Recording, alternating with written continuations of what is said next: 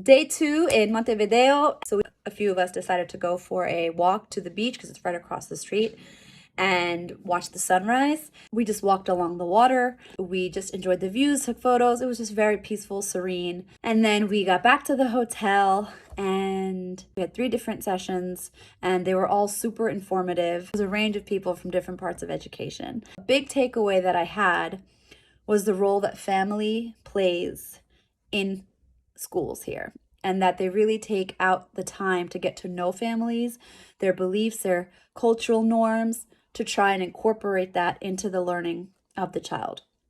And this is something that I've always thought about, because we always say, we're teaching the whole child, the whole child, the whole child, but not really, because we leave out very often their religion, we leave out politics, our personalities, whether we want them to be or not. We are influenced by those things or lack thereof. And so I feel like in the schools that we heard from today, it was interesting because some of them were religious institutions. And so we were able to see that they were able to use that to their benefit in touching on the child's spiritual side, or, the family's political affiliation. So that might inform the teaching of the child, etc. So that was a really interesting takeaway for me. There are also schools there that were secular, and they still very much incorporated the family and community feel, and you can get a sense of that just the way in which people communicate with each other. I mean, the director of the Fulbright program here in Uruguay invited us to her home for dinner, and it was just so intimate. I can't imagine anyone in that high of a position inviting teachers over for dinner. And so it was just such an honor, so humbling. And one of the other Fulbright attendees said this, and it really resonated with me, was that it was really nice to see people speaking so proudly of their country, and to see people speaking so proudly of what they've done. And it was really, really a great reminder of what could be and the potential that exists. And another interesting thing was that politicians and teachers are on the board, so they're working together. And they also have a shortage of teachers, particularly English-speaking teachers, but seeing their passion and seeing that development and growth from literally scratch was purely inspiring. So that was our, morning. Then after lunch, we went on a city tour. There was like a Navy port area, stunning views of the whole city by the water.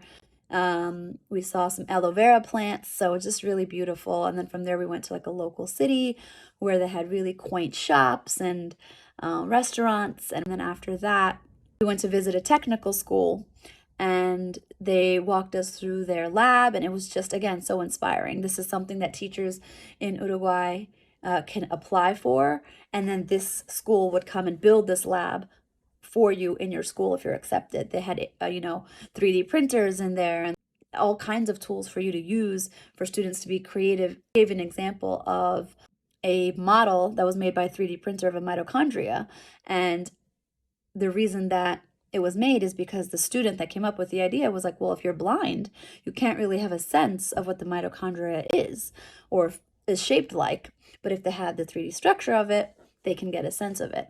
So their whole purpose is that technology is a tool. It's not a cure, and it's not supposed to be a cure-all by any means, but it is a tool that can definitely be used to better our society and further and advance our societies. You just got to see the visual of all the people involved when it comes to technology in schools. And also what was really nice is that Uruguay is the first country to go one-to-one with laptops before the pandemic. So they had this idea and plan before the pandemic had even happened, and were successful at getting 100% one-to-one computers for their students. After we left the school, we came back, we got ready for dinner because it was more of a formal dinner at the director's house, and beautiful, beautiful apartment, and just very warm. And we kind of did a reflection of what our favorite part about Uruguay is so far.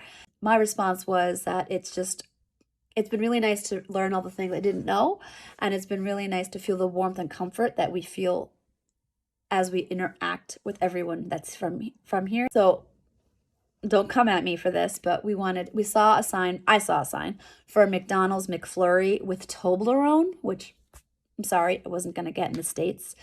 So we went for a late night bite. So we did that, and then we hung out, and then we happened to walk by a bunch of teams playing rugby. And this, mind you, this is like 10 o'clock at night. And they were full on playing rugby. So we were watching that for a little bit. And then we went, I just came back to the hotel. So that was my day 2. So again, thanks for following along.